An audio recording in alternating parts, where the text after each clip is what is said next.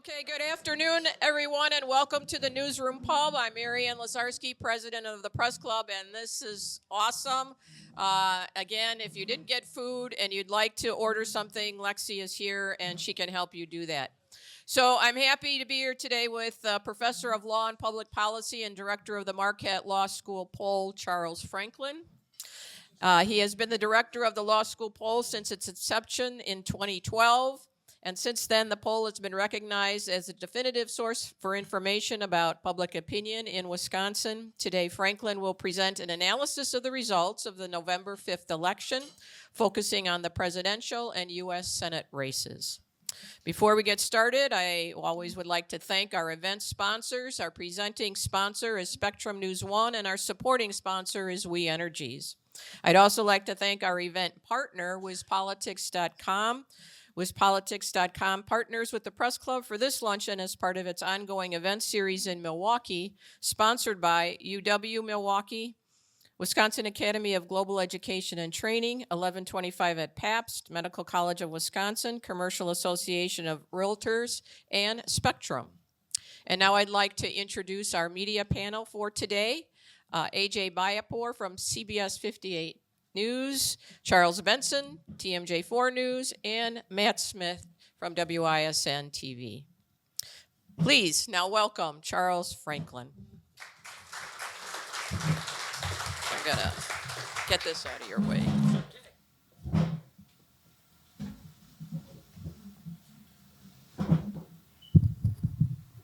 Good afternoon. Good to be back. See if I can get my iPad to unlock. So we know what happened. Exactly why I'm going to try to talk a little bit about, but I think the opening point for Wisconsin is just how close this race was. The Trump victory is quite widespread across the state, but it's not very deep in percentage terms. So the flip is from Trump losing by 0.6 of a point to winning by 0.9 of a 1.5 point shift over the cycles, but doing better in all but 4 counties across the state, falling a little behind in the WOW counties and Menominee. That's usually what my wife throws at me at the end of the evening. Thank you. Her arm is a little better. Anyway, and so I think it's a challenge to talk about the election outcome in that it's very widespread, sweeping the 7 swing states, doing better in both Democratic and Republican-leaning states across the country, and most importantly, picking up the Senate and almost certainly the House as well. So this is a very consequential outcome. But to call it a wave election or worse, a landslide election, I think really ignores the closeness that is still an important part of the story. Now, we're especially true about that because we're now up to 5 of the last 7 elections decided by less than 1 point. Continuing our tradition, we were the closest state in the entire country.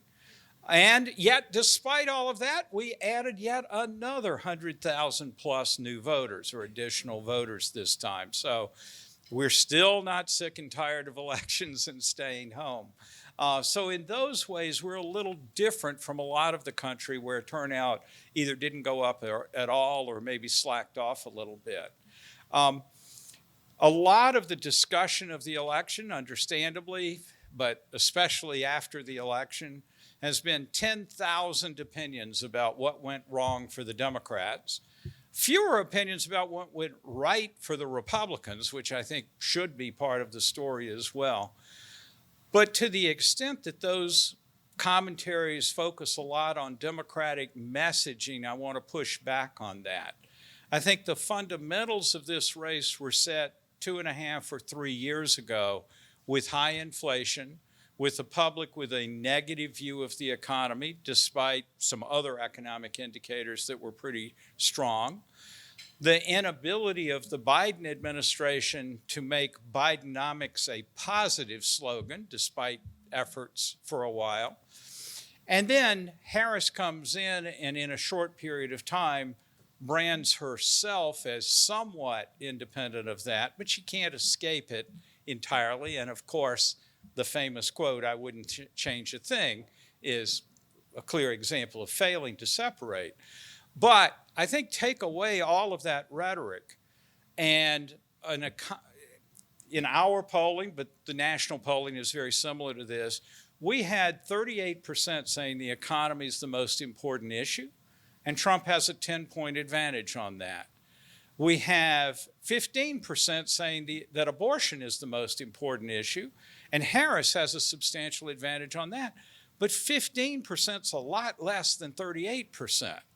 And finally, immigration was consistently second or third, slipped a little bit over the year to third place, where Trump again had a big advantage.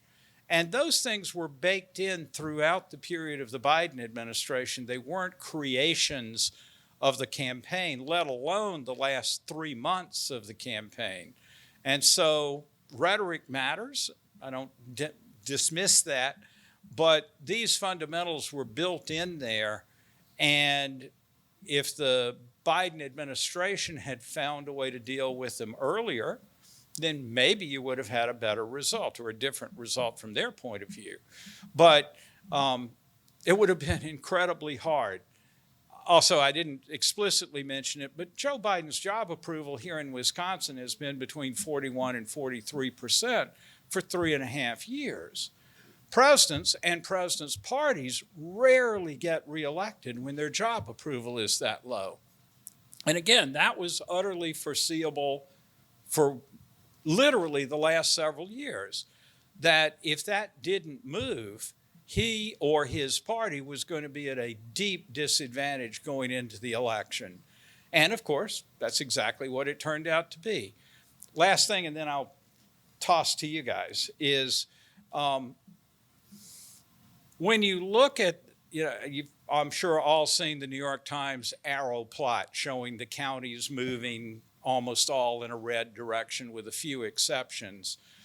The breadth of that actually further argues for these national forces that were at work because it was such a widespread move in a Republican direction, with few exceptions in the Atlanta area, for example, and some areas where there wasn't much change. But overall, that's a perfect example of national forces at work rather than one specific issue or one specific ground game or messaging.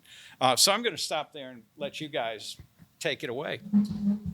Charles, it's funny you brought this up when we were chatting out there, but on social media, on Twitter the other day, you released the scorecard for how Marquette did. And I'm going to venture into a place I don't often go, which is the comment section of social media. And someone responded to you and said, Charles, have you tried just getting it right each and every time? That seems like it would be more accurate. And I think this might hit at the heart of what people believe the polls should do and what you believe the polls should do. Can you expand on that and the accuracy of what we saw here? Yeah, I try not to read the comments too much, but actually I love that comment. I'd never thought about that. Damn, that's what we should have been doing all along. There is a difference here in that people simultaneously denigrate polls and say they're awful, and then complain when they're off by a percentage point, or ignore that we all say there's a margin of error here. We're not certain what the outcome would be. And I think that just reflects our deep desire to see more information, to have more belief of certainty about what the race is going to be. But it's a bit of a problem for pollsters because we can't be that good. In that scorecard that I posted, until this year's election, our average error on every election we've done, general election, is being off by an average of 2.2 points in either direction. With this race, we were off by 1.9 on the president and off by 1.1 on the Senate. And so that is better than our long-term average. It drops our long-term average now to 2.1. But someone would be perfectly appropriate to say, yes, but you had Harris ahead by 1 point in the final poll. That's absolutely true, with a 4.4 margin of error. And if you came to the poll release, I said you shouldn't be surprised if Trump wins. You shouldn't be surprised if Harris wins. We did 8 polls this year, this cycle anyway, counting last November's poll, and none of them were outside the margin of error. And you look at our past record of 5 out of now the last 7 being within 1 point. I just think it's unrealistic to believe polling can be more precise than that. Now, hats off to the AARP poll, which I believe did get both of those races right. The AARP. And I would have certainly preferred if I'd gotten both races with the winner right. But from my point of view, all I can do is try to be as close as I can. And I'm pleased that after having a huge miss by over 6 points in 2016 and a 4-point miss in 2020, that we've cut that again by more than half to less than 2 points. So on those scores, I hat tip to the Twitter correspondent, and I'll try to do better next time. Always appreciate your time, Charles Franklin. Looking at the numbers, the presidential race, we had a record turnout, right? We had 3,415,000 people vote in Wisconsin for the president. Yeah. When they got to the next race, the U.S. Senate race, 28,000 said, move on. Yeah. By the way, if you're one of those people, please stand and identify yourself. Who is that voter? Yeah. And what do we know about that voter? We often heard this term low propensity voter. Does that fit into this equation? Yeah, I think low propensity voters who were actually targeted by both sides. You know, the Trump campaign made a lot about reaching low propensity voters and getting them to turn out. But the Harris campaign was certainly doing an awful lot of door knocks trying to reach people as well. So I am impressed that the net effect was this more than 100,000 additional votes cast. But if you're bringing in low propensity voters, you're necessarily bringing in people that don't eat and breathe politics, that don't think deeply about this and don't, grab their phone first thing every morning to see what the latest shocking developments have been. So I think it's not a giant drop-off in percentage terms, but it's not an inconsequential drop-off. Plus, Hovde loses by 28. Exactly. And his vote falls short of Trump's vote in most of the state by small percentages, but again, enough to make the difference between Trump winning by 0.9 and Baldwin winning by 0.9. Just again, a 1.8% shift. But what we've seen this year, and we've actually seen it in the past, is voters who are not paying a lot of attention to politics. When we ask them at the beginning, do you follow politics most of the time, some of the time, only now and then, or hardly ever? Those who follow politics most of the time are your classic, very involved, high propensity voters. They have opinions, they have preferences. But when you get below that very top stratum, which is a big percentage, I want to not undersell this, it's 70%, say 60 to 70% pay attention most of the time. But once you get past that, the percent saying they were undecided in the presidential race goes up. The percent saying they were undecided in the Senate race goes up. The percentage especially that didn't know who Eric Hovde was goes up even at the end. And so you do get an information drop-off between the high propensity and the lower propensity voters that can in part account for this skipping ballots, skipping races where you simply don't know those names. So if you were really motivated to vote for Donald Trump, you may not have gotten the message that voting for him goes with voting for Eric Hovde. And Baldwin slightly outperformed Harris across the state, so it's kind of hard to tell the same story on her side. But I do think that's an element of the story, and in some sense, how people get news, both state and local news, that's changed a lot. We really are seeing some information gaps that I can talk about later if you want to follow up, but I think those are a real part of the story. AJ?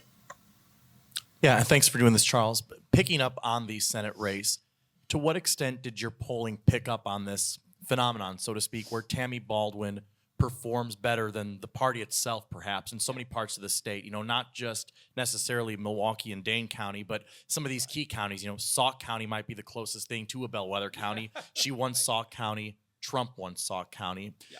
Did anything in the polling show up that gave you a hint that once again she was outperforming the party? And does that explain, at least in part, that one early October outlier where she was showing up 7? Up 7, yes. We had her up 4 or 5, and then in late September, up 7. Came out October 4th, but the poll was late September. Up 7, but then we had her up 2 in the final poll. So we had her up 2, we had Harris up 1, just a 1-point separation. In terms of crossover vote, we had 3% of Republicans voting for Baldwin and 2% of Democrats voting for Hovde. Now, margin of error, you couldn't possibly believe those numbers are the precise estimates of what the crossover really was. But consistently, we had seen that little bit of an advantage, or earlier in the year, a more consistent advantage for Baldwin. When we had her leading by 4 or 5 earlier in the year, we had the presidential race either a 1-point or a 2-point margin in most of those polls. 3 points. Can you glean a reason for why she was able to buck that national? Well, I think, I'm going to give her campaigning a lot of credit here, which I think is common, but it's been widely reported about how much she campaigns between elections, going to local events around the country, the state, talking about what she's done. Also, not much talked about, but working with trade associations that endorsed her this time, including, I believe, the Realtors, and I think was it the Farm Bureau, and some others, which in a purely partisan sense might have opposed her, or opposed a different Democratic candidate. And so the amount of mobilization on that side wasn't as great against her. But again, I would credit that to her behavior while in office, that she attends to those interests as a member of the Senate. So I think all of that is a part of it. The other personal side of it is that we see her net favorability, favorable and unfavorable opinion of her, has been very steady throughout the year. It took a dip in the final pre-election poll. That's common as negative ads start to kick in and people see both candidates a bit more negatively. But she was usually at about a +1 or a net 0 or a +2. A couple of times she was a -1 or 2. In the end, she slipped, I think it was -4 in the last poll. But a little bit of slippage there at the end. Hovde had the problem of coming in as widely unknown. Over 80% didn't know who he was in January this year. And he got that whittled down steadily to about 15% in the final poll that still couldn't say if they had a favorable or unfavorable view. I mean, that might come back to Charles's question as well about the gap there. But on the information side, it took Hovde quite a while to build up recognition and favorability among Republicans. And so that, again, is the sort of information flow gap, I think, that in the end, he largely solved that problem. Republicans overwhelmingly were supporting him. But it took quite a while through the campaign. I think there was some perception among Democrats and Republicans that based off of 2020 and 2016, Trump's ceiling was maybe 47, 48% going into the election.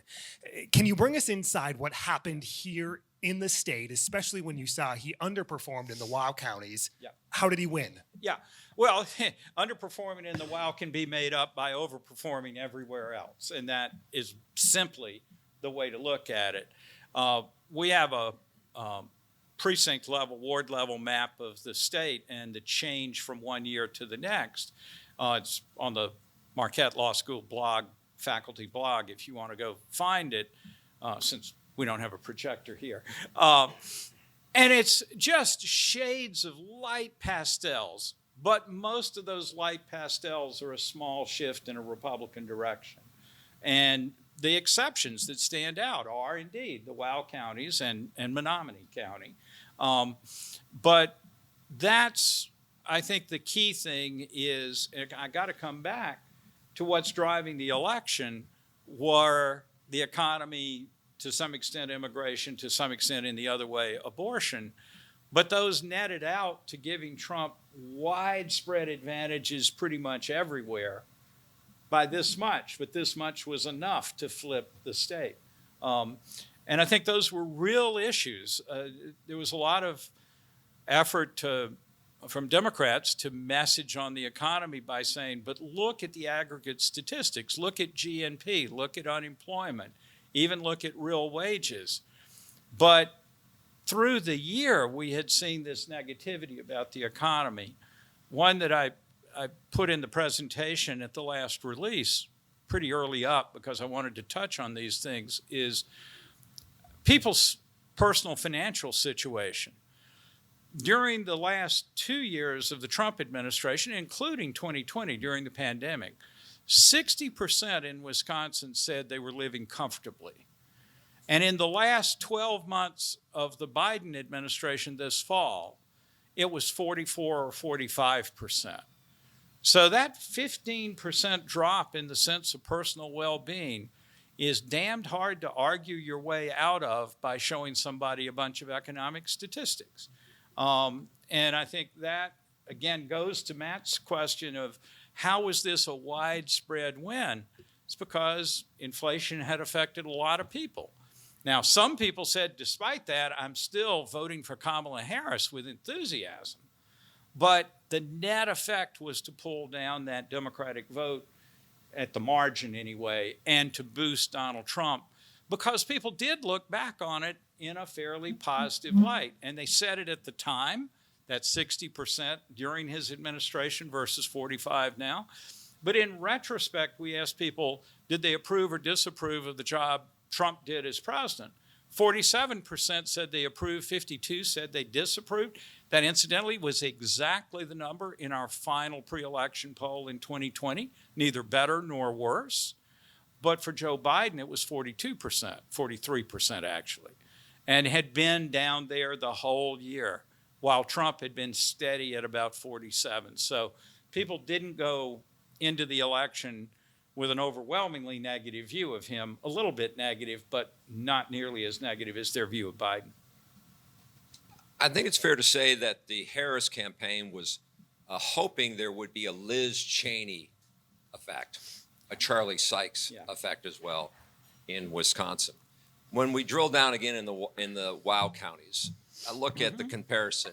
Both Trump and Harris do get more votes, but the margins change. Yes. Harris got about, and I'm doing rough math here, 5,000 more votes in Waukesha County than Biden. In Washington County, which is about as solid red as you can get, she picks up about 1,000 or so votes. And then in Ozaukee County, about the same. But in each situation, on the margins, she overperforms Biden, and Trump underperforms himself. So is that a sign that there was a Liz Cheney effect? And I'll drill down even one more in Elm Grove, where Margaret Farrell was king or queen, I should say, for that area. And I noticed in Elm Grove, in 2020, Trump wins by 140 votes. This time around, Harris won by about 45. Yeah. So was there a Liz Cheney effect? I think there are disgruntled Republicans. Whether I want to attribute that specifically to Liz Cheney, I'm a little skittish about. But in our data, we were seeing about 13% of Republicans had an unfavorable view of Trump during the fall. That was down from 30% before the primary season began. So he had substantially improved his standing with reluctant Republicans through the primary season and his victories there and through the fall. But it still left this residual of 13% that didn't care for him. But of those, less than half crossed over to vote for Harris. About, in our last poll, about 7% Republican crossover for Harris, and a smaller percentage Democratic crossover to Trump from the Democrats. So I think there was still this small, but not completely trivial percentage that Trump wins anyway, despite losing the crossover vote, is a strong argument for these forces that pushed people in a Republican direction relative to 2020, regardless. John Johnson, my colleague in the law school at the Lubar Center, just put out a piece on the vote in college wards around the state. And I think every college ward became more Republican this time than it was 4 years ago. There may be some exceptions, but I'm pretty sure all of them are a little bit more, and some quite a bit more. And so that's, again, an example of, even in this solidly Democratic constituency, you got some movement for Trump. I've been wondering about the WOW counties for the last couple of years, because we've seen this movement not just with Trump. The WOW County vote for Republicans, whether it's the governor or the senator or the president, went down from 12 to 16 to 20 to 18 to 20 to 22. And I was really interested in whether they would continue to shift this year. And we didn't have much tea leaves to read.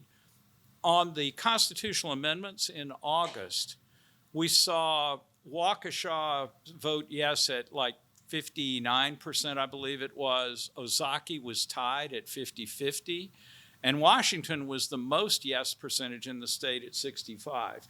So I thought that looked more like status quo, but it didn't look like the move back to the Republicans, which in our polling last year, when we could break out the WOW counties, they were very negative towards Joe Biden. So I think that's where the switch of the candidate may have made a difference. And it's an incremental advantage. They didn't move nearly as much this year as they had in the previous cycles. But the fact that they stand out as having still moved just a little bit in a Democratic direction is still really important, and looking ahead to future elections, really important. Looking ahead at future polls based on your past performance, would you say polling has become more difficult to do?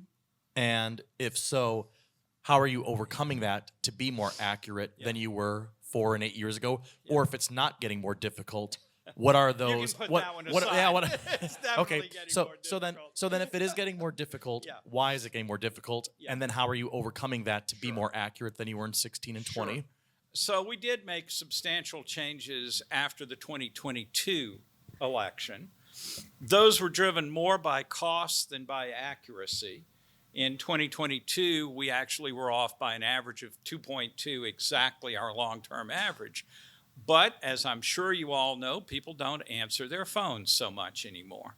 And so the costs of reaching people had continued to escalate over the last 10 years, actually. But we were also concerned about the quality of the sample with that small response rate. So beginning in 2023, we shifted to, in the industry, what's called a blended sample, meaning we're using different techniques to reach people. The most important is sampling from the registered voter list, whereas through 2022, we used random digit dialing, meaning you get area code in exchange, you add a random number, and you dial it, and that gives every phone number, cell or landline, an equal chance to be sampled. The trouble with that is you don't really know where those people live. You know their area code, but of course area codes aren't a perfect predictor of where you live anymore. With the voter list samples, we at least know where these folks live before we sample them, because you got a list, right? And it tells you where everybody lives. And so what we do now is take that list of places and we sort it based on the local geography of the Republican to Democratic vote. So we sort it from the most Republican wards in the state to the most Democratic wards in the state. which we can now do with the voter list that we couldn't do with the phone sample. And then we make extra effort to reach voters in each of those regions of the state. It's actually 90 different regions that we divide the state up into. On the phone, we divided the state into just 5 regions. So we're doing a much more refined effort to reach people, because my concern, and I think it was backed up by the 16 and 2020 and a little bit this time, is we still have trouble reaching some of Trump's supporters. The folks, those low propensity voters that he's mobilizing, as well as some folks who are quite jaundiced about politics in general, don't like either political party, though they may like Donald Trump or do like Donald Trump. They certainly don't trust the media or, God forbid, pollsters. And so as a result, these are exactly the kind of people we want to make sure we're reaching, but they're the absolute hardest category of people to get to do a survey. And so the other change with the voter list is that we now can send an email invitation to everybody that we've sampled, and we send a text message to everybody we sampled. And those have links in them for you to click and complete the survey online. Instead of us calling and interrupting your dinner, you can do it while you're watching football. No, never mind. Nobody would do it while watching football. Finally, after a couple of reminders, if we haven't heard back, then we call them. But they've now already gotten 2 or 4 messages from us inviting them to do the poll. And as a result, now about 80% complete the poll online, about 20% we reach by telephone. So we're still doing the phones, but for that much smaller group. And I think those things helped us at least marginally this time to get a better sample. Again, we understated Trump's vote by 1.9 percentage points, so we certainly didn't nail that correction, but it's better for me than being off by 4. It shows that we've made progress in that direction. And we'll, do a thorough review when the final votes are certified and we have a little breathing space to dig deep into the data to see what we might do to improve. But I do think all of those things made a material difference in confidence that our sample. So suppose we call the Green Bay area code. We don't really know whether we're getting the city of Green Bay or where we're getting the counties to the north and west of Green Bay. There's a vast political difference between those. Now, with the registered voter list, we know precisely when we're sampling somebody from the north and west of the Green Bay market versus when we're sampling somebody from the city of Green Bay. To the points you were just making, I had a Republican, Bill McCoshen, on the show last weekend, and he cautioned Republicans, saying this was a Trump wave, not necessarily a red wave. I'm curious, based on what you just said, is there a question or a series of questions you wish you would have asked to better understand the electorate in this moment in time?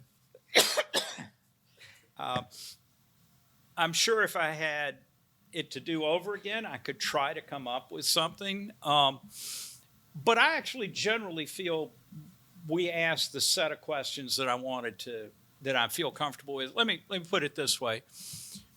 Think about your coverage of the race. Did you, over the whole arc of the race, tell the story that you think in retrospect was the right one to tell? And I think we did that because we had measures and coverage of Biden's low approval rating, the financial situation, views of how the economy's going.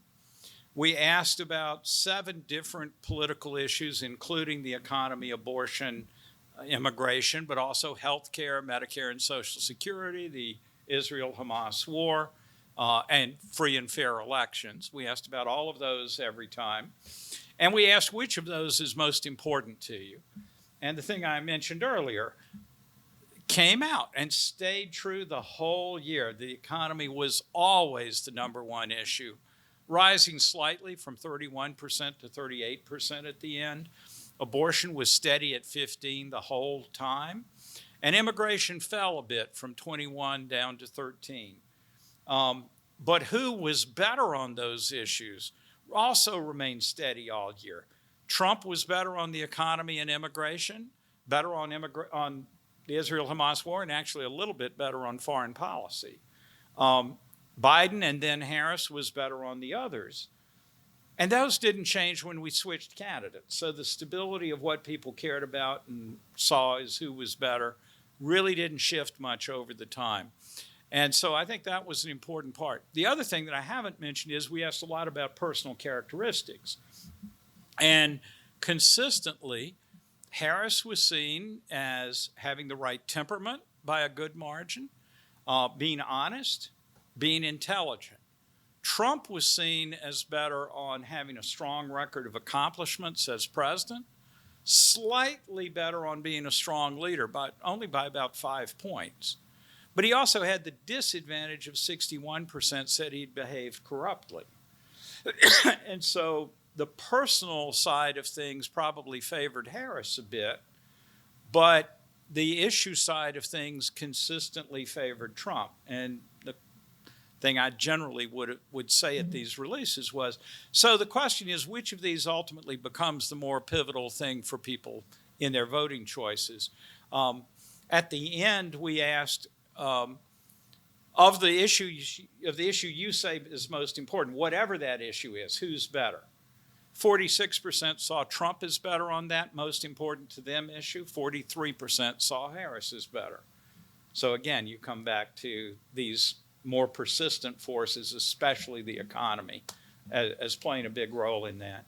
On the Senate side, we didn't have as much good instrumentation. We had favorability, and we saw Baldwin's stability through the year, Hovde's getting known, but remaining more unfavorable than favorable. But we also asked, how well does it describe them to say they'll work to solve our national problems? Baldwin had a several-point lead on that early, but Hovde took a 1-point lead on that at the end. And Baldwin had a lead on, will work for the interests of Wisconsin, but her lead on that fell a bit from about, I think it was 7 or 9 points down to 4 at the end. So you could also see some campaign dynamics at work on that as well. But we didn't have specific issues on the Senate side of the campaign.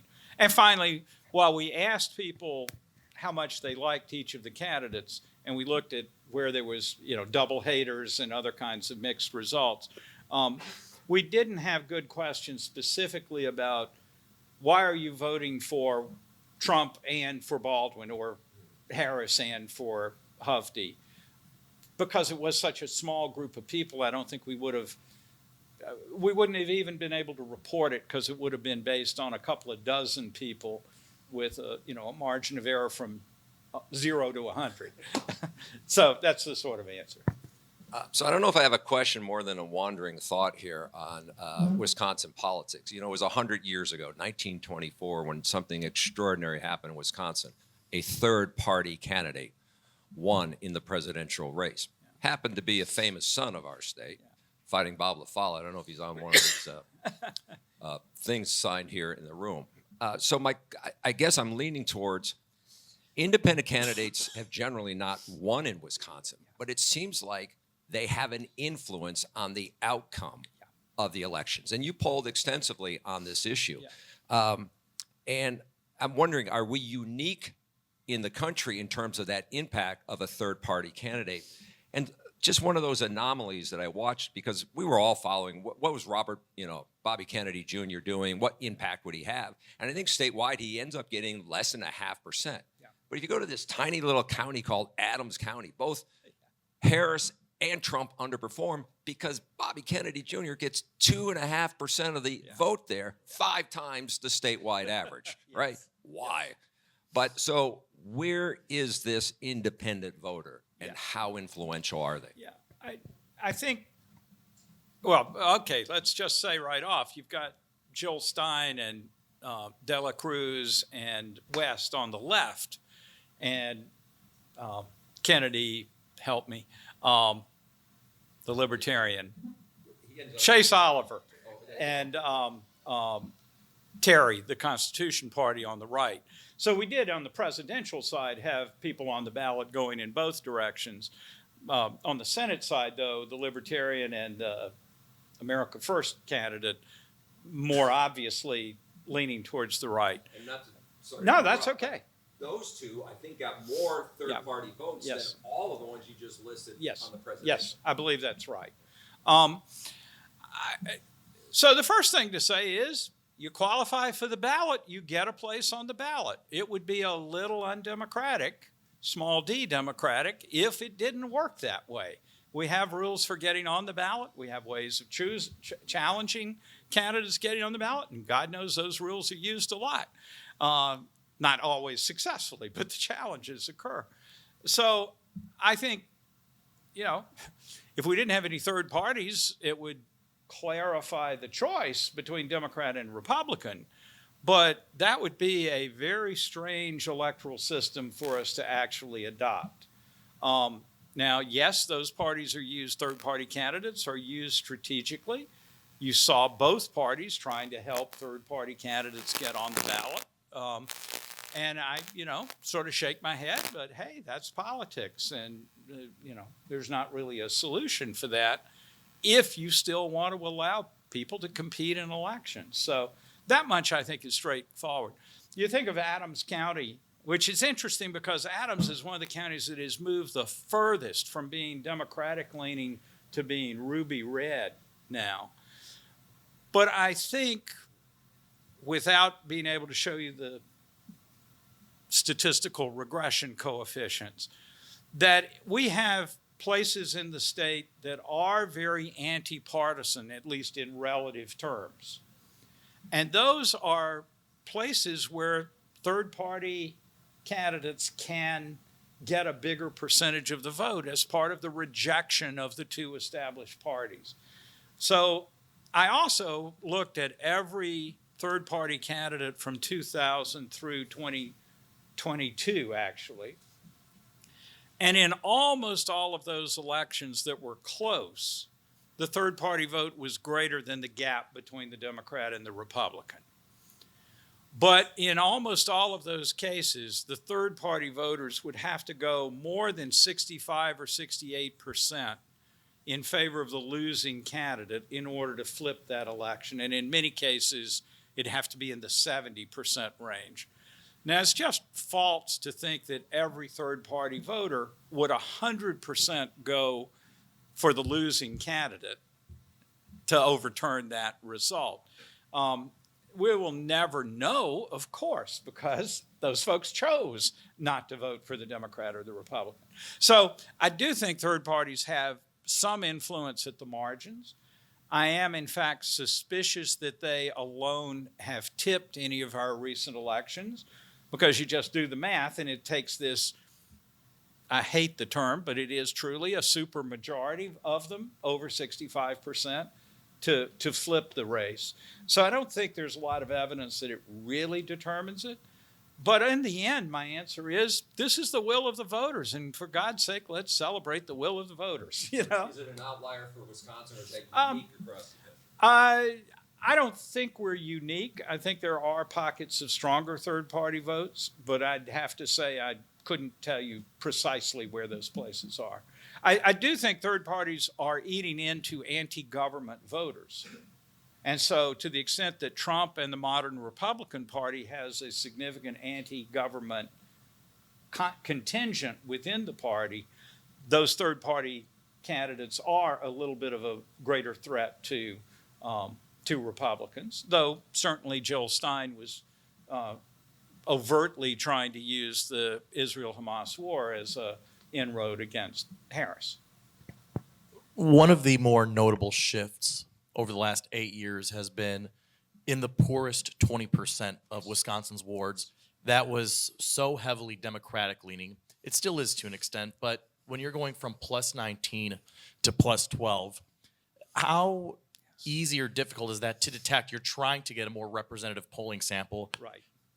But how hard is it to pick up specifically that fifth of the electorate is really moving away from the Democrats toward the Republicans, when just broadly everybody is seemingly very concerned about the economy. Yeah. No, I think that's a big issue. And the drop from Democrat plus 19 to Democrat plus 12 is from John Johnson's report on the precinct level returns that we've analyzed, or he's analyzed already. So it's still a Democratic constituency, but it's down 7 points. That's an important drop in that community. In terms of reaching them, that is a big issue. It's a challenge to reach voters in lower income, also in lower education strata. That's not new. That's been true since the 1970s, that lower income, lower education folks are less interested in doing polls. And so this is actually a reason why we rarely do polls specifically about low-income issues, is because I'm concerned about the representativeness of the sample.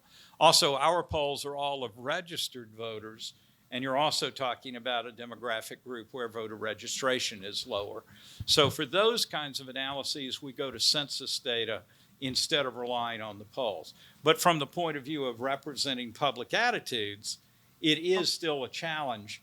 We do weighting to try to improve the representativeness of the weighted sample for low education and low income, but it only can go so far. So that is a continuing challenge for us. Okay, we want to thank our media panel for their questions. Don't go anywhere because they have questions. So, yes, raise your hand. Please identify yourself and ask your question as briefly as you can. I'm not calling on anybody. I don't want that responsibility. I'm John Mann. Do you have any insights to what happened to Ann Selzer's poll in Iowa? Yeah, any poll can be off. That's the first lesson, because she does have a superb track record. Without knowing the internals of it, I think the urban-rural divide is something that she does deal pretty well with, because she stratifies her sample by congressional district in Iowa. But the education divide is something she's resisted adopting weighting by education, which in 2016 we thought became a big issue in the polling errors then. Because of her strong track record, she's entitled to make a principled position for keeping her method. But I think there's certainly reason in light of that poll to be doubtful of that. And maybe she'll change her methodology. So the bottom line is, I don't think it discredits her polling at all. I think her record speaks for itself over a long period of time. But the role that education plays in voting had been stable from 2008 to 2012, and then it suddenly shot up in 2016. And it's been stable in the two elections since. In other words, we got a big change. It's now more important than ever, but it doesn't appear to be becoming even more important in these last two election cycles. But it does mean that the education divide seems now to be a permanent, at least a semi-permanent fixture in our elections. And I would put that as, God forbid that I poll Iowa, because the primaries, the caucuses are the worst polling job in the nation, and she can have that one. And she does great with it, but anyway, that's my story. I have a question. Greg Muse from Sussex. Hovde made some comments yesterday. I believe he was challenging or questioning the voter turnout, absentee vote out in Milwaukee County. Yeah. Does he have a valid point or not? I actually brought those numbers just so I could read them to you. In the Senate race for Milwaukee, this is Milwaukee City, not county, just to be clear. Baldwin got 75.2% of the election day vote and 82.0% of the absentee vote. Hovde got 21.7 of the election day and 16.5 of the absentee. So yes, the absentee is a little bit more Democratic than the election day. But of course, all of our evidence is that Republicans are more reluctant to vote absentee by mail than Democrats are. And on the presidential race, it's very similar.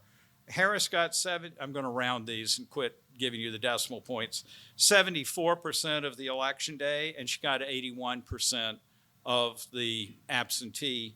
Trump got 24% of election day and 17% of absentee. And if you compare those two, Trump at 17% and Hovde at 16% on the absentee. That's a little drop off for him, but not a whole lot of drop off. I don't know the county numbers, just the city numbers. Good afternoon, Joe Mayaki, proud Marquette and Marquette Law School alumni. So at the outset, I want to thank you for everything you're doing in the polling. So that's not a partisan statement. That's purely objective. So turning to a question about if you've got any sense for the impact that Thomas Leaguer actually had on the outcome of the Senate race. I think he drew approximately 28,000 votes. Currently, Hovde lost by 30,000, in part because I'm getting a lot of questions from friends from outside the state asking, is there actually a Wisconsin voter that voted for both Trump and Baldwin? A small percentage, but not a big percentage at all. I think there was more drop off in the Senate race. We talked about that earlier. People that voted for president, but then skipped the Senate race. And Hovde trails Trump by a little bit in almost everywhere in the state, except in the WOW counties where Hovde did better than Trump in the WOW counties. I think, the simple math is that all of Leaguer's votes wouldn't change the Senate race, though it would make it incredibly close if 100% of them would have voted for Hovde. But as I already said, no group is 100% uniform like that, especially when they had every opportunity to mark Hovde's name on the ballot instead of Leaguer's name on the ballot. So I understand the frustration of any candidate that is trailing narrowly and looks at those third-party votes and thinks there would have been all mine. But I'm afraid that isn't usually the way it works out. But as long as Wisconsin's going to insist on having really close elections, there are going to be all kinds of ideas about what could have affected that last 0.9% of the vote.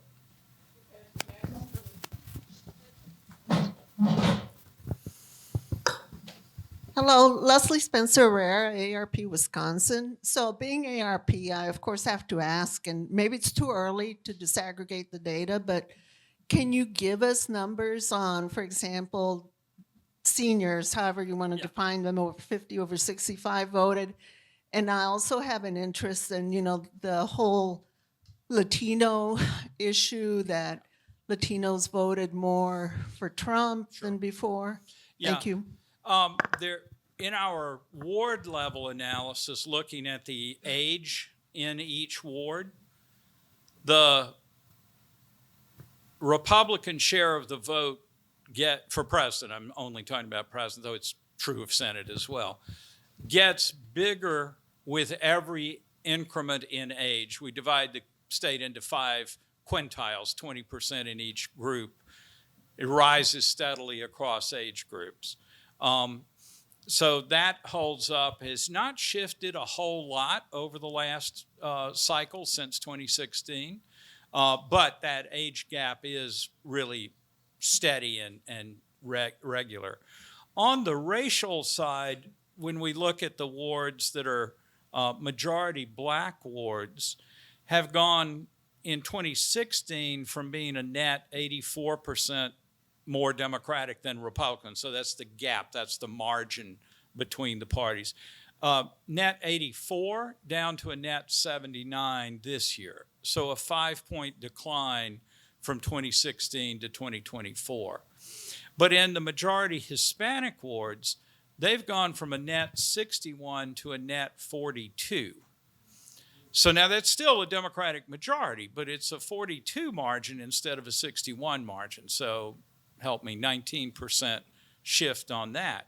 Whereas for white majority wards, It was 6% more Republican than Democratic in 2016. Then it went to 4% more Republican, and this year it became 5% more Republican. So you can see, again, that game of inches in the, most of our wards are majority white. We saw very little movement, but it did move slightly to Biden in 2020, and then it moved even more slightly to Trump this time. But the decline in Hispanic voting is very real. We looked at it after the 2020 election here in Milwaukee. The numbers I just gave you were statewide. But in 2020, there are 2 majority aldermanic wards that are majority Hispanic, and they shifted by 6 points and 8 points away from Biden, away from the Democrats between 16 and 20, whereas the black majority wards in the city moved by no more than 2% over that period. So those city results are somewhat comparable, I think, to what we're seeing here in the whole statewide results, and with a bigger movement in Trump's direction. Terrence Moore, how much do you think gender played in this particular election versus issue? Yeah, we heard an awful lot about a historic gender gap before the election. That didn't actually prove out in our data. The gender gap between men and women was 21% when Biden was the candidate. It moved up to 26% with Harris as the candidate. So gender of the candidate seemed to have increased that by 5 points. But in 2016, it was a 30-point gap, and in actually 2020, it was a 32-point gap. So, my take on this was it's a significant aspect of the election, but the argument that it's historically high simply wasn't borne out in our data. Other polls may have shown different things. And now in the exit polls, it looks like it was more modest than people had expected ahead of time.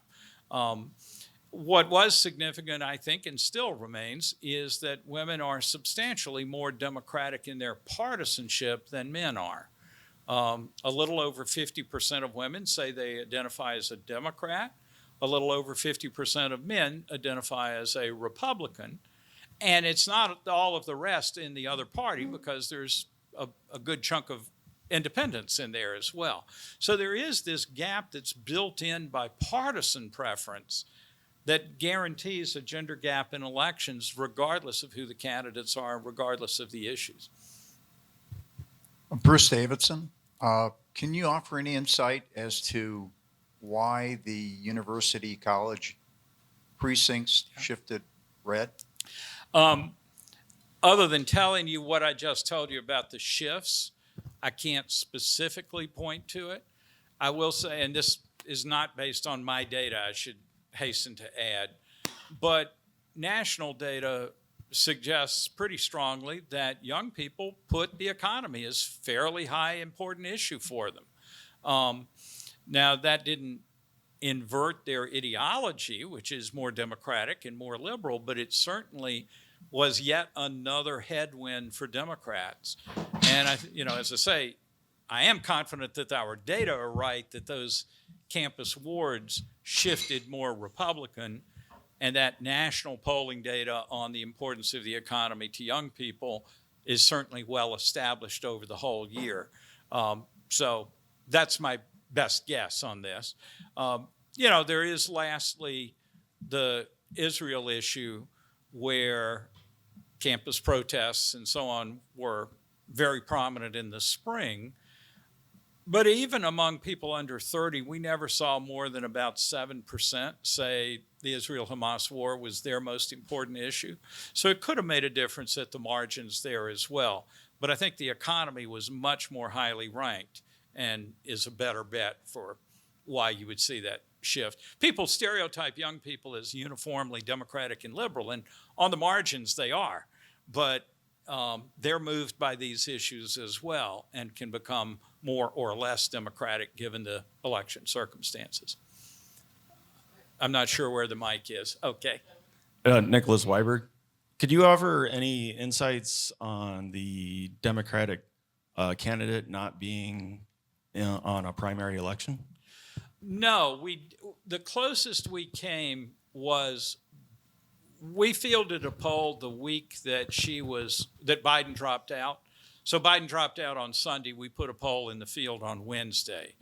And we asked whether people then thought there should be an open convention. And a majority of Democrats then said there should be an open convention. That's not the same as a primary, but would have been competition at that point. But then the next month, we asked, are you satisfied with Harris as the nominee? And over 75% of Democrats said they were satisfied at that point.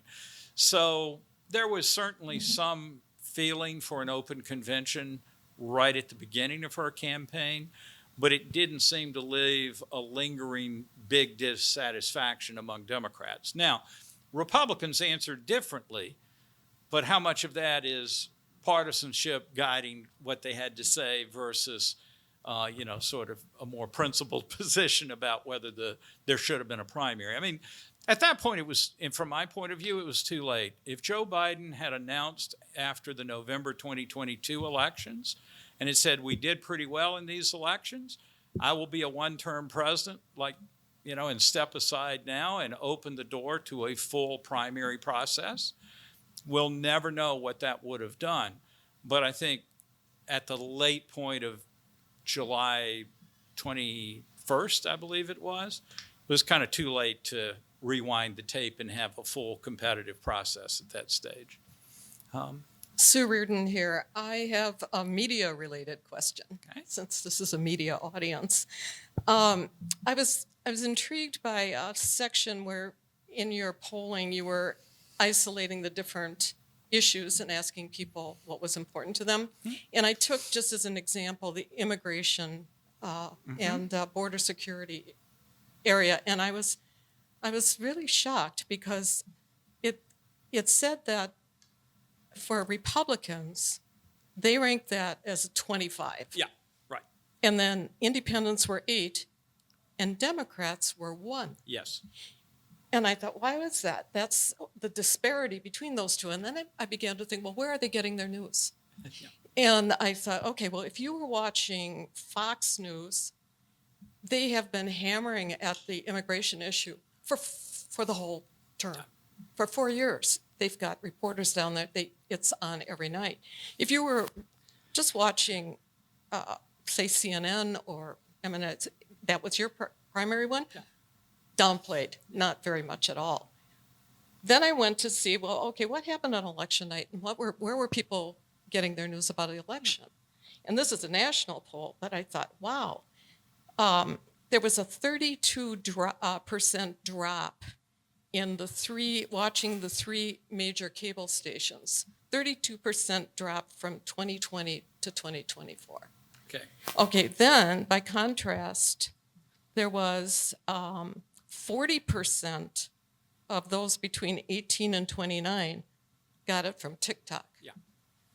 This is no news to you, but my question is there any attempt to kind of grasp now what's going on with the media influence in shaping how people vote? Sure.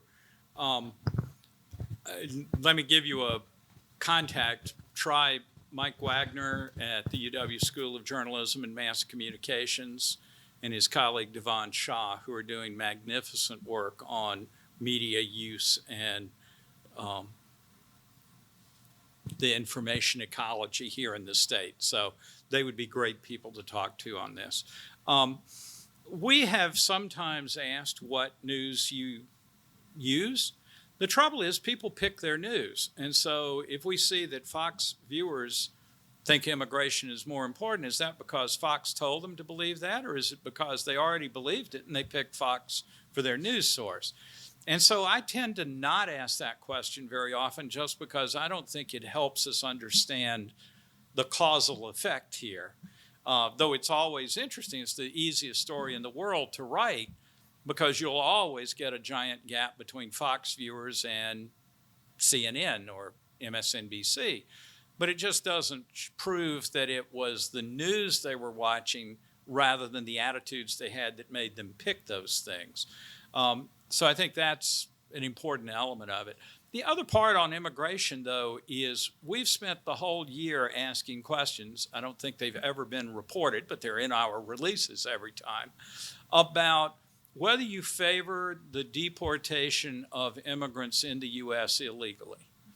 And that has ranged from 65% in favor of that in the spring down to about 58 or 9% in the late fall. If we qualify it and say favor or oppose deporting, blah, blah, blah, including those who've been in the country for a number of years, have jobs, and no criminal record, support falls to about 45%. But it's still 45-55. That's still a lot of support for deportation. And then when we use a question that was worded beginning in 2012, and it kind of reflects the 2012 debate over immigration, but it is, what do you think of undocumented workers in the U.S.? Should they be allowed to stay in their jobs and eventually apply for citizenship? Should they be allowed to stay only as guest workers? Or should they be required to leave their jobs and leave the U.S.? In 2020, since 2022, the leave their jobs and leave the U.S. has doubled from about 15 to about 30%. And the percent saying stay and apply for citizenship has come down by about 15 points, though it's still the largest single category. So I tell that story because how we think about the immigration issue beyond just is it important or not has this real contextual element to it about who are we thinking about deporting and how is that issue framed. And so, you know, as immigration policy changes after January 20th, we'll see how public opinion changes on that. But my takeaway is, and it does actually relate to your issue, your question, is if your news sources are emphasizing long-term residents of the U.S., you might be getting a very different picture than if your news is emphasizing new crossings at the border. And maybe people think about those in different ways. But the campaign as a whole didn't really flesh out any of those details between, you know, massive deportation that President Trump has talked about a lot and any kind of consideration about what role in the economy, especially longer term, migrants are playing. So, This is our final question. Orlando Owens with Project Move the Needle. I wanted to get your take on when did you start seeing in your polling this black vote? Because we did doors, and we saw a movement out of 10 doors we did. We saw at least three people who were either open. Other three, one was voting for Trump. When did you start seeing the movement yourself? Yeah. So, you know, that movement in our polling data was apparent in the spring when people, black people included, were very negative about Joe Biden. And that's when we saw black support falling into the 60% range for Biden. By the end, we were up at about 82% black vote for Harris, so a substantial increase. But that still left 18%, which is more than what we normally see. You know, I think the precinct report, ward level reports that I mentioned earlier are putting a margin of 79%, so that's roughly 90-10, a shade less than 90-10. If that held up, it would suggest we were at more normal levels of Republican support in black areas. Again, first cut here, but I think our 82% was probably a little bit low. I have not looked at the exit polls to see what story they tell in Wisconsin specifically. Now what? 22%. Okay, well that's considerably more than what our estimate from the ward level returns would be. This will be hard to settle for a long time. There will be deep analysis that includes looking at people that the voter files in 6 months tell us definitely voted. And so Pew the Pew Research Center will do a report sometime in the spring, late spring probably, looking at people who actually voted that were interviewed before the election and after the election and all kinds of fun stuff. But it won't do a damn thing for daily news. And on that note, thank you, Charles Franklin. Thank you for your questions. Thank you to our media panel. Thanks, everybody.